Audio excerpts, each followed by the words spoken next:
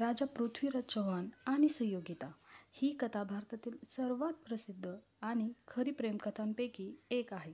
पृथ्वीराज चव्हाण हा धाडसी आणि देखणा योद्धा राजा होता.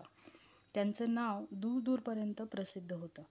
संयोगिता ही कन्नौजच्या राजा जयचंद्राची सुंदर कन्या होती. संयोगिताने पृथ्वीराजाच्या शौर्याबद्दल, त्यांच्या धाडसाबद्दल खूप ऐकलेलं होतं. ती त्यांच्यावर एकतर्फी प्रेम करू लागली. तिने ठरवलं की मी फक्त पृथ्वीराजालाच पती म्हणून निवडेल.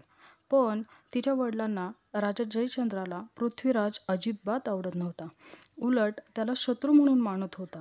त्यामुळे त्यांनी संयोगितेचं लग्न दुसऱ्या राजाशी ठरवलं आणि मोठं स्वयंवर आयोजित केलं. स्वयंवराच्या दिवशी संयोगिता सर्व राजांमध्ये फक्त पृथ्वीराजालाच शोधत होती. पण तिच्या वडिलांनी त्यांना आमंत्रण केलंच नव्हतं. त्यांच्या अपमानासाठी पृथ्वीराजाची मूर्ती ठेवली होती. सर्व राजे उभे होते, पण संयोगिताने निर्धाराने त्या मूर्तीसमोर जाऊन वरमाला टाकली, कारण तिच्या हृदयात तोच राजा होता.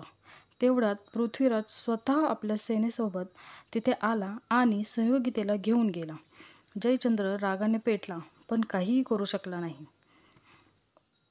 पृथ्वीराज आणि संयोगिता यांचं प्रेम शेवटपर्यंत अढळ राहिलं. त्यांची ही गाथा आजही भारतात सर्वात धाडसी प्रेमकथांपैकी एक म्हणून ओळखली जाते.